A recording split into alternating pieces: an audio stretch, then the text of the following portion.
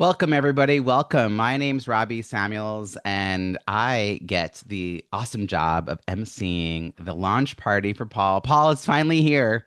It's finally here. You get a chance to celebrate with all of your community members, these folks that have been supporting you for weeks, if not months, around this project, and inspired you for years before that.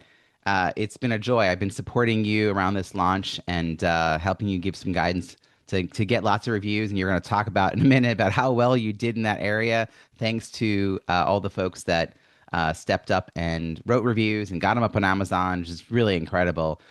If you would like to ask a question of Paul, we are going to have time for Q&A at the end of the program. Kindly write the word question in all caps in the chat, followed by your question. I'll keep track of those. And then when there's time, I will bring those back to Paul's attention. We would love to have engagement. So while you aren't able to unmute, you're encouraged to write, thoughtful comments in the chat. You can also use the emojis. So that's under the react button. You can click like the hearts or the applause, etc.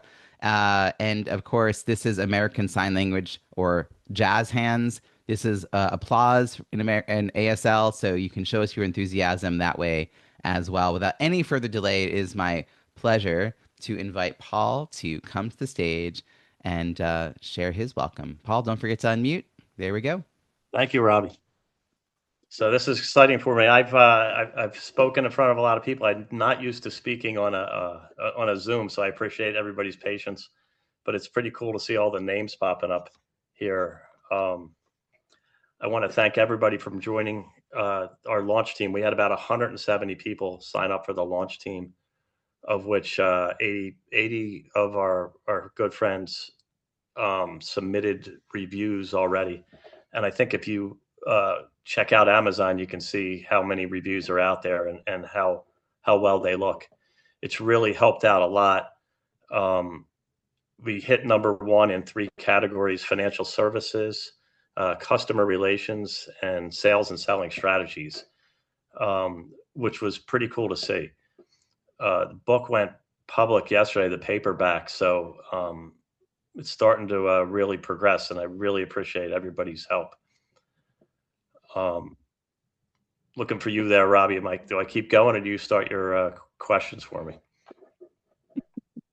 Robbie's gone. I'm happy to jump back in. Those are great highlights.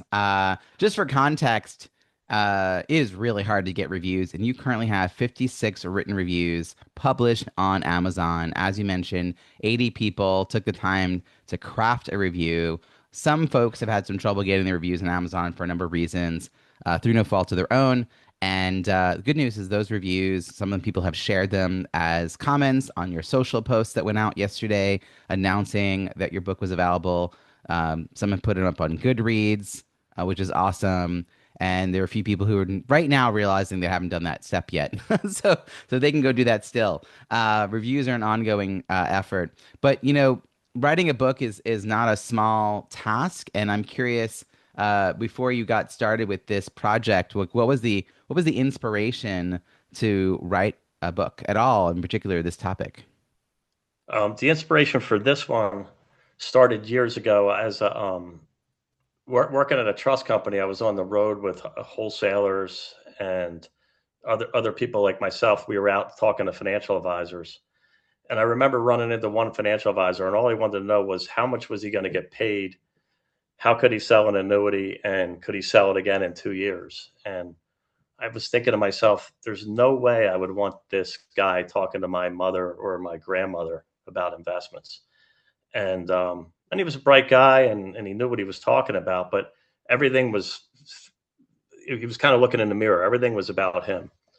And then a few years later, I ran into an older woman who had been a financial advisor for probably 50 years. And she was the type of person that I'd want to introduce to anybody on this call. She just cared about her clients. And sitting in a room with her for an afternoon, I learned her process. And as I worked in the industry and I started to become an advisor, I was able to use what I learned from her and build that into my practice.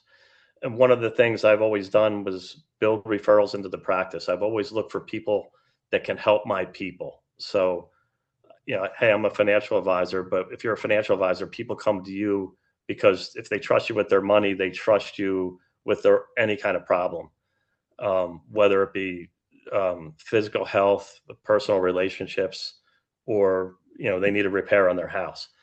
And as I got to know people in the industry that I trusted, I built a referral business, not only of people coming to me, but sending referrals out to other people. I didn't know you very well before we started working together, and as I was reading your book, I was like, ah, we are cut from the same cloth. Like, I really appreciated the stories you were sharing. I'm 100% relationship based, like, forget the transactions, all of that. And I could see how this book could be highly relevant for a wide range of people. Clearly, your perspective working in the financial industry, like, that was something you were thinking about. But as you've shared the book, like who's really resonated with this book, like who is this book going to be for? If we were trying to think of like who would we gift this book to, um who could use the information and the inspiration from the book? Well, originally I wrote it just from my experience as a financial advisor, but there's nothing in this book about financial services. I, I I had somebody, one of my early readers, and I was calling him to ask him if he had anybody that would be interested in help promoting this on the back of the book. And he wrote back to me, These are principles that I follow. These are what I teach my kids. These are life skills that people should incorporate into all aspects of their lives, regardless of what they do." And when I received that from him, it was more inspirational that, hey, maybe I am that there's more information here that's not just for advisors. And that's the feedback that I've been getting. And you can kind of see that in the reviews. So I think if you treat people like people, it doesn't matter what business you're in, it's going to help generate more business for you. uh I'm gonna jump back in here and ask you about Differentiator as a book. um you know I wrote a book about networking 10 years, almost 10 years ago. I remember then like looking at all the books that were out there, and I was like, how do I have my own unique spin on this concept? So there are a lot of books, but what is the differentiator for how you approach this book, either in the framing of the book or the lessons to be learned from it or the audience for it? Like, if I were considering this book amongst other books sort of generally on this topic, what makes this one stand out? One of the things I'm proudest of, it's only 91 pages, so I would say that half the people that are in this list of on the list to the side of the screen that are watching us, they wouldn't have picked it up to read 300 pages from Paul Dorsey. Um, but keeping it short, and there's not a lot of technical stuff in here. These are real life stories um, about other people that have taught me how to do what I do. And more than half of them, the lessons I've learned are from women. And I think it's important to relate the story, explain what I learned from that person, and then try to help somebody see how they can use it in their business. And I think that's what makes it a little bit different than your average book that somebody sends to you a company will send you a 300-page book and it ends up as a you know, Yeah, dust collector on your desk. yeah. Speaking of some of these takeaways, you have all these stories, and I think there's lots of lessons to be learned from them. So what are some top messages that you're hoping people will take with them and pass along? Well, I think the first message is it's you're a lot more sincere if you're not chasing people, if you're letting them choose you. Um, One of the other messages, it's just story about the birds, which I can go into. Take a couple minutes, but um, I can't tell somebody how good I am, but I can tell somebody how good Robbie Samuels is. Because Permission I've granted. experienced them. It's kind of like you have to sample the service or the product, or taste the ice cream before you buy the cone. And that's one of the biggest things I've learned. I rarely will anybody's on this call or anybody that's worked with me, rarely will they, other than getting emails from Robbie Samuels about get on this book and buy this book, but rarely will they ever hear, hey, I need some customers as a financial advisor. I always want somebody else to say, hey, you want to work with Dorsey.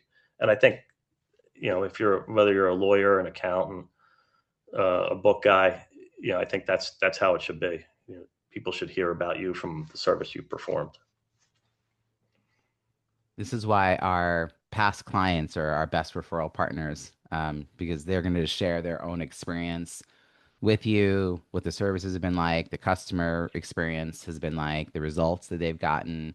Um, you know, doing good work is like really important. Like, it always bums me out, I will say, as I was reading your book, I was thinking about this. When I hire somebody and it doesn't work out, I'm upset on multiple levels. And one of them is that I no longer have somebody in that slot in my brain to refer people for that thing. Like I hired that person after much research probably, right? And Yep. asking people their opinion. And when it doesn't work out, I'm like, now I don't have anyone for that. Like I really, you and I are connectors. You were talking earlier about the role that you have as a trusted advisor, that you're this concierge. Like people are going to come to you just because they want to hear your thoughts, your opinions, and do you know anyone? Do you know anyone who does, you know, kitchen cabinets? And you're like, oh, hold on, I think I know a guy. It's like so not Yep. your line of work, but I think connectors like you and I, we're constantly creating that Rolodex of people. But I think on a smaller scale, individuals have opinions about their experiences of who they liked and trusted and worked with and what's worked.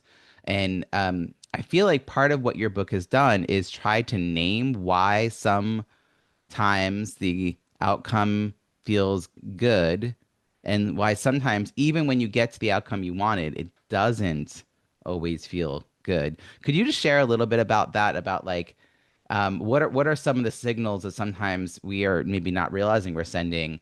Because you had some great examples of people who are like, I don't know, like the people who, they're in the middle of a meeting and their phones face up. Like that's like a recent example of, somebody else is going to be more important that could interrupt us at any time, kind of thing. What are some other things like that that you have seen that have maybe unknowingly caused like a little bit of an issue in that relationship? Um, one of the things that jumps out with me, and I mentioned this, is um, I always want to get, if I give a referral to somebody, like I always talk about Joe, the roof guy. I don't know if he's on this call or not, but he always gets back to me and tells me how it went with the prospective person that he was talking to. And I have referral sources that I've sent referrals to, and I've gotten negative comments back. So hey, if you get one negative comment, it's one thing. But if that happens from two or three people, then you got to start thinking, am I referring the right people to this person? Is it the right fit? Because he did a good job for me, or she did a good job for me, but these other three people, it didn't work. And then it comes back on me, and I got to figure out what's going on. Maybe it's not the right personality fit. Yeah, yeah, like it's you're trying to find the fit between personalities and needs and a whole bunch of other pieces like that. You've gotten tremendous early responses. And before we talk about what those responses were, I know when I work with authors on their launches, there's just like big moment before you're about to go live and the book's done. It's being formatted. It's, out of your hands. It's no longer something you're worrying about. And you have this realization that that book that you've been working on for a while is suddenly about to be shared with the world. And right around that moment is when people start signing up for your launch team and they're saying nice things about why they want to join your launch team. And then those very first reviews start to come in, those advanced reviews based on the advanced reader copy. I'd be curious to hear like what was like for you because I know you were in that spreadsheet looking at those reviews as they came in. What was it like to get just like, you know, get in that moment some of that early reaction from people? The early feedback was fantastic, and it was the times when people picked up the phone and said, "Dorsey, as much what that I can give you, this is actually pretty good," and that kind of builds your confidence. Especially your closest friends that'll give you crap for anything, and then hey, I hate to admit this, but I actually like this book, which happened to me this morning from a very close friend that um, he was traveling in Europe, and he's like, you're not going to believe I'm saying this, but it's good. So I think I will also say Michelle, she's either on this call or she's driving with her sister, but Michelle would tell me if she didn't like it, and I would still put it out there, but she actually liked it, so that was good for me, my wife. That's great. Yeah, I hope she gets to hear all this. So, what was the general? I mean, you gave us some general ideas around the reviews that you came in, but do any stand out to you? Because some people wrote, a few words, a sentence. Some people definitely wrote quite a bit more. Um, I think a lot of folks were writing about how they related to it. So, does anything stand Yeah, and out like me? I was really impressed that people mentioned some of the stories that I told, and believe me, I think that there's nothing special about those stories except for seeing what you learn from it. You know, sitting in a bar or sitting at a desk with a financial advisor, it was just an average moment in time, but the what the person did in those moments really struck me, and I remember them 20, 30 years later. And I think I'm answering your question, but to have people actually see the same thing that I saw, um, it was really flattering. All right, as we wrap up this interview, I want to get a sense of um, the overall writing process. You've written another kind of book, but this is a different kind of book. So you're not brand new to being an author. Um, yeah, like, did anything surprise you about the writing process, the launch process? You clearly made a really big decision to work with me around getting reviews. Like, let's just stay, I'll stay on screen for this, but like, does anything come to mind about what that part, what the writing part was like? And then we can talk about the launch part. Sure. The first book I wrote took me quite a couple of years to write, and it was fairly controversial. And Michelle told me she didn't like it, so I knew that I was going out there. But I learned a lot from that. But the other thing I learned was, I launched the book, and then I started calling people, say, "Hey, you got to read this," and it did pretty well. It got over 200 reviews over time. But with this book coming out, I had learned a lot more. I had run into you a year ago or 2 years ago, and I remember you saying, "Hey, listen, let's get this out to the people people that can really give you good feedback, so that when it gets launched, it looks like a real book. It doesn't look like your mom wrote a review and asked her friend to write a review." And that's what happened with this whole group that's on the screen, this whole list of names. Who I really want to thank you and everybody for being here, and I really appreciate all the support that I've gotten. Yeah. So the review process, I think you kind of alluded to this, but I'm the one who's actually the puppeteer behind it, managing the emails that went out and helping Paul keep track of everyone's responses.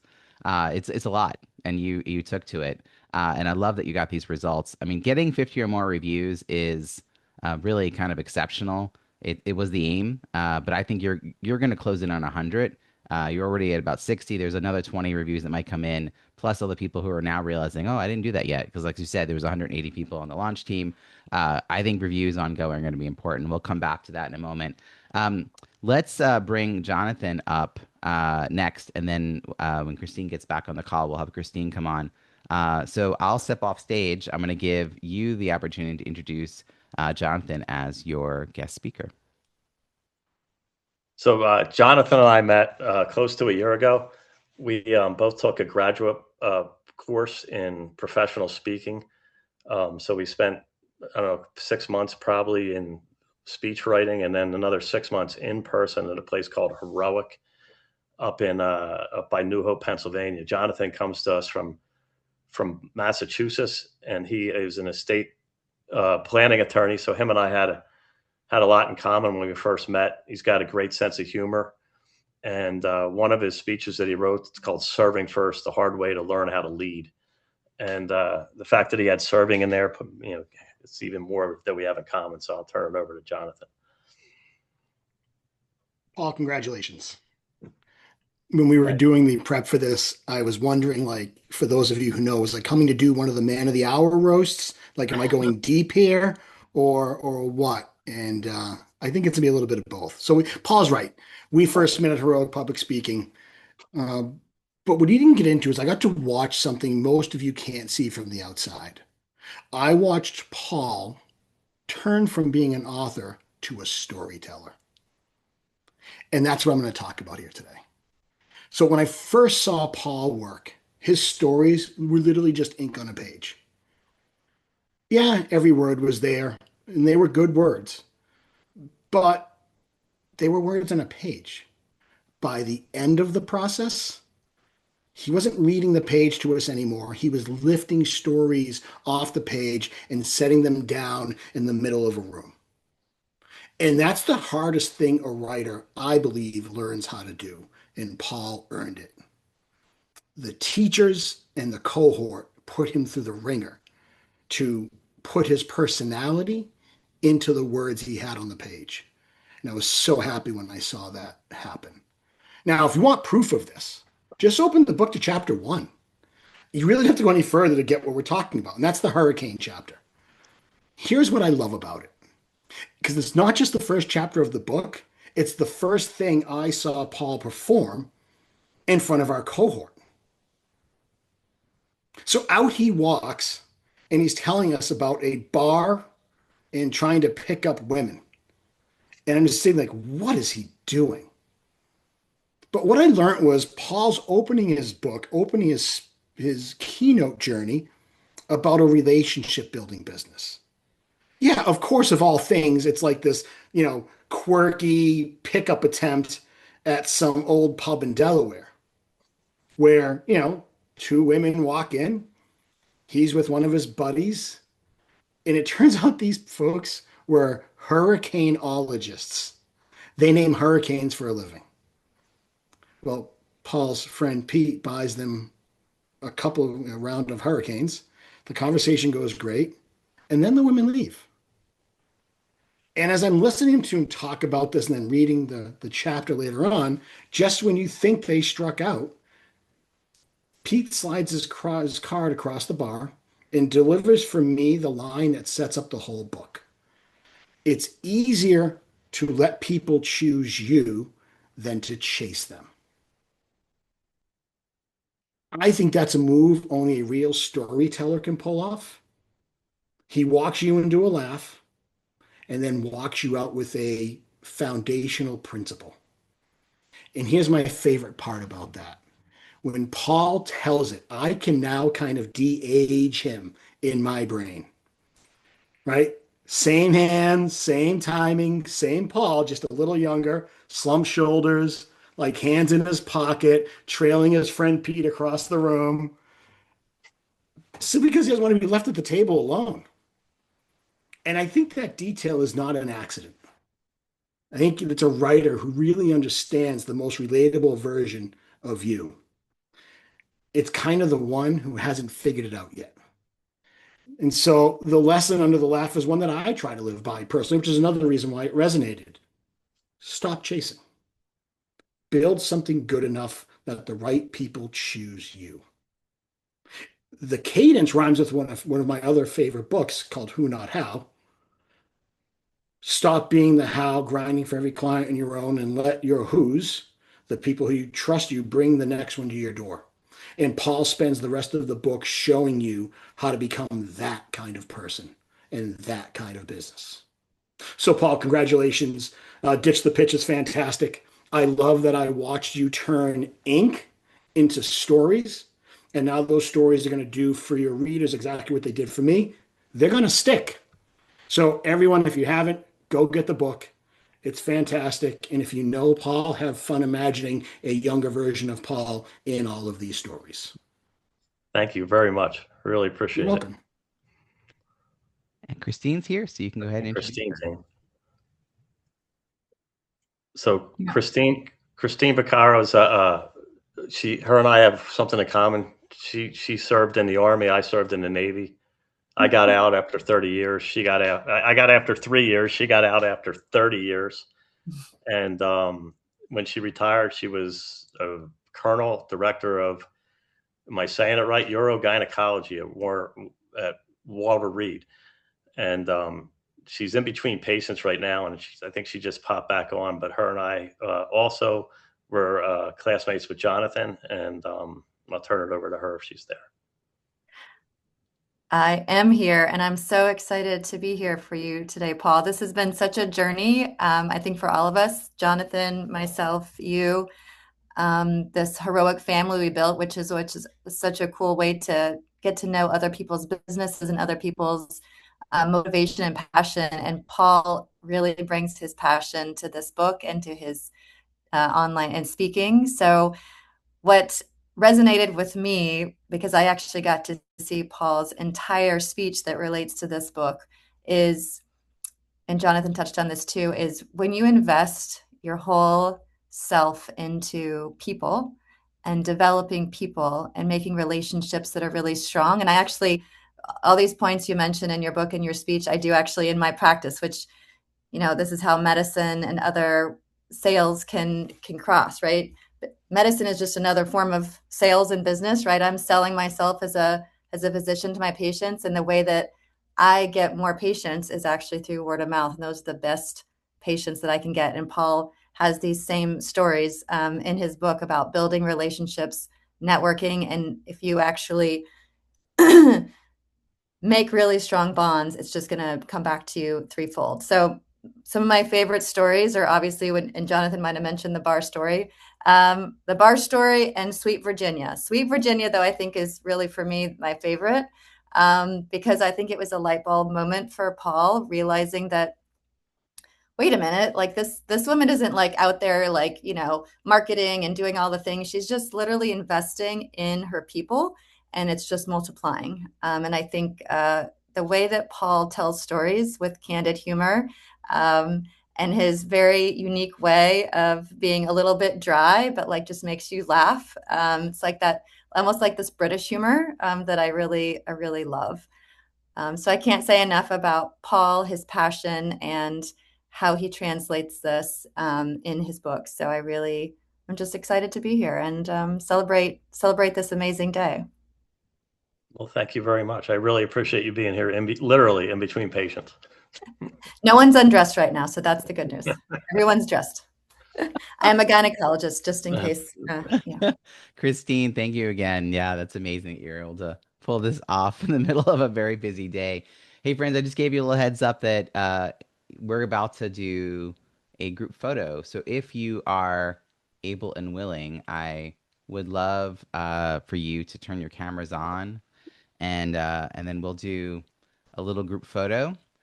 If we were in person, I'd be telling you to get closer together and put your drinks down. but we're not. We are in our own little boxes, and I want to give something for Paul to know who was here because of course he's having an out of body experience right now, and he can't keep track of all this. So I see more cameras coming on. Thank you, Brian. So everyone, hopefully the camera is somewhere across from you. Here we go. 3, 2, 1. Cheese. You know what? That was fantastic. I'm gonna do one more just for why not sake. Ready? 3, 2, 1. Cheese. Fantastic. All right. Thank you for that, Paul. I want to just you're great. You're great. He's so like laid back about all this, but I know how excited he is.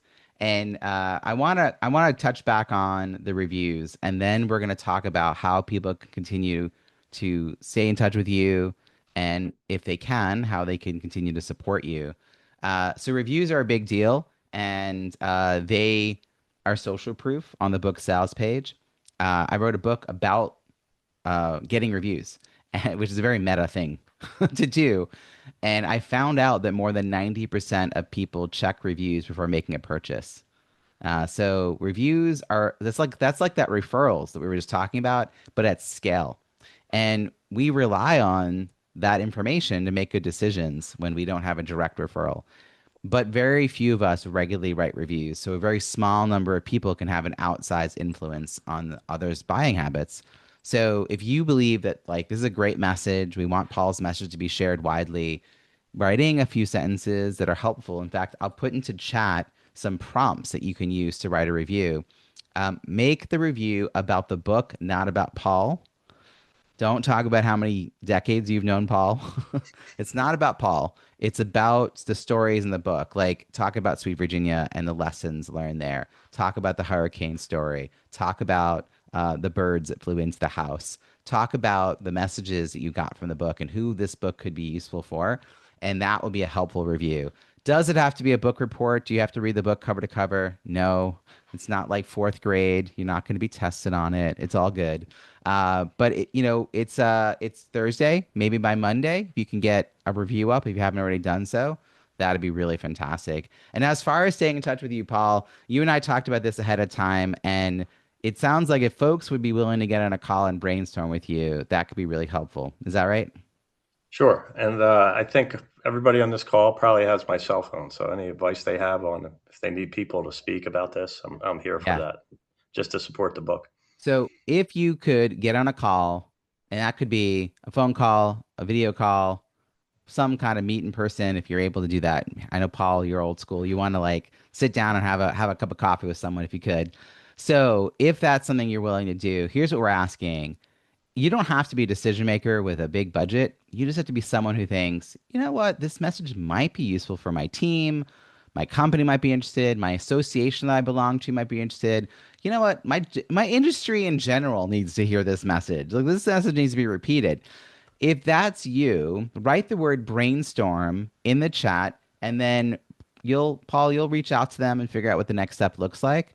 Sure. We just want to give people the opportunity to stay in touch to help brainstorm. This could be like brainstorming how to get you on a podcast, brainstorming how to get you to come in and do a talk at a group, a virtual program. There's lots of options. We have great stories to share, and I'm sure knowing your audience better, he could even craft the stories to fit the moment. So drop a quick brainstorm in here if that's something you're willing to do, and then we're gonna spin a prize wheel. We're gonna give away some copies of your book to people who registered for this party. Here we go. We got this great prize wheel. I added people as of It's the like best thing of the whole show. I added people as of like an hour ago. So hopefully we got most people who are here in the room. They do not have to be here to win, but we're going to give away Paul a signed copy of your book. Is that what you're sending out to them? Sure. Yep, that's great. Fantastic. We're going to spin this 3 times. Makes the noise and everything. Yes, it does. Paul Adley, I got to mail this to England. Look at you. Look what happened. Look what happened. I'll hand deliver it, Paul. Yeah, make it happen. All right, here we go. You might get there faster if you hand deliver it. And we got Thomas. Yeah. It's his birthday today, and he's not on the call, but he did write a blurb on the back of the book. Ah, that's fantastic. Happy birthday. And he's not happy that I only sent him 2, so we'll be sending him some more. And Steven. That's perfect. Fantastic. All right, so we're going to just take this down. Listen, if anyone has questions, it's a good time to drop them into the chat. There was a question earlier someone asked, which was just like I kind of a follow-up to what I had said to you about what you learned. Jessica wants to know, what was the most surprising thing you learned while writing this book? There's a second question that we'll follow on, but gathering stories, trying to figure out what fits, like the order of them. I'm sure there's a lot that goes into this. Was there something that was surprising as you were doing this, or something that stands out about the writing process? Well, writing the fiction book took me 3 to 5 years, and you're just trying to put stories together and you're making stuff up. This took 3 to 5 months because I would just sit down and write about something that, I remembered and a lot of people that work with me, they've heard a lot of these stories over and over because I use them as examples. And so writing from experience in the heart is a lot easier than making up stories on fiction. Your wife agrees. The second part of the question, which I want to caveat, which is and Christine would probably back me up here. If a parent gave birth, you wouldn't say, when's the next child? Okay, knowing that, Paul, are you now bitten by the bug? Are there more books? Kind of maybe. Yeah, I've written. I did a talk. I've done it for a couple of years for younger people of what I've learned in my, not on about referrals, not so specifically, but what I learned about how to advance in your career, advice from different people that I think I could put together another book this short within the next year or two. It is. I don't have a title for it. I think the short, like having a 100-page book, it's people can quickly pick it up. It's easy to read. Yeah, I agree with you. Like, there's definitely a market for those kinds of messages, especially for younger people and busy people. I mean, people generally these days don't have a lot of time. So, I like your short, snappy focus. When you're speaking, I know you've got sort of a keynote that you've been working on. I put the link to Heroic Public Speaking. It's this, multi-month grad level program, professional speakers. It's really incredible. I had a little taste of it myself. Um, are you doing workshops? Are you doing kind of lunch and learns? Are you doing keynotes? Like, tell me a little bit about the kind of talk, and also who are the audiences that you are looking to be part of. I'd like to be speaking to any kind of service professionals. I've had a couple of mutual fund wholesalers that want to take me on the road and just tell some of the Yeah. stories and bring the book. And anybody that's interested in developing their own book of business to help them bring more business. And That's it's a not lot of rocket people, science that here, but last sometimes part. they just need to hear it.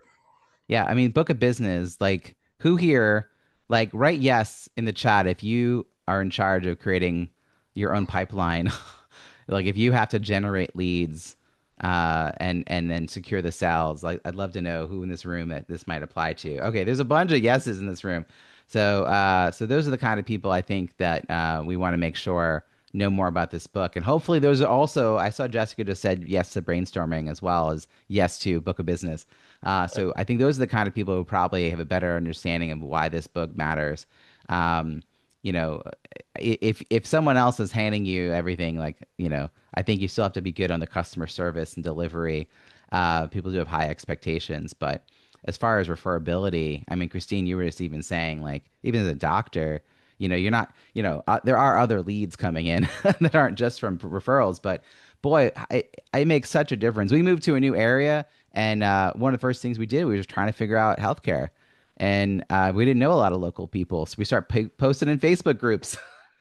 Yeah. And word of mouth, it is the best referral. It literally, I can't say enough about it. So Yeah. I agree. Sorry to chime in again, but No, it's no, it's all good. such an important point. So, but the thing is about word of mouth, it's really hard to generate. Like it's not automatic. It's like you have to be known for something.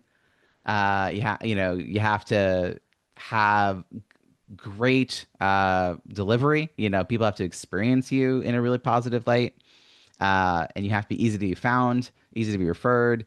So I think a lot of your stories were great because it was reminding, like, a lot of this was about things you did when you were meeting with people over a table. Um, but when I'm on calls, I do all my sales calls on Zoom. I have a recorder, kind of sitting in, and I tell them at the top of the call, I'm like, you're going to get a copy of this, with a summary. It's like amazing the technology is now available. But because of that, I'm not looking down like this, taking notes the whole time, which is what Yeah. used to happen. You'd be like, tell me your deep, dark secret. One moment. I'm just gonna like. So, Paul, you wrote about that a little bit in the book. To share a little bit about that. So it's almost like etiquette lessons in some ways. Oh, you're talking about when people show up. I don't have anything on the table except for a blank piece of paper, um, because I think it's assumptive that they're going to hire me. So if they show up, I have a blank piece of paper.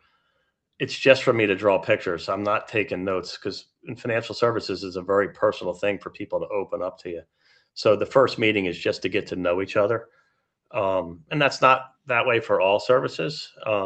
You certainly, me and you talked about a lot more when we had our first meeting. But I just need people to get to know each other. And then the second meeting, I'll have some notes out and maybe some forms, but only if they've decided to come back. So Yeah. it's a free look. It's a taste of the ice cream. You sample the mint chip, and if you don't like that, go get the chocolate. That's great. I mean, it gives you a better sense of personality fit.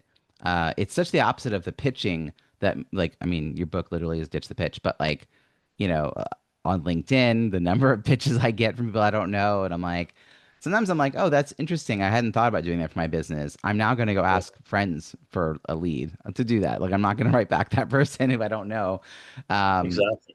so, Paul, as we wrap up here, any closing thoughts, and then we'll kind of do a little hangout with the author for those who are here live. No, I just want to thank everybody for being here and all your support and for taking your time.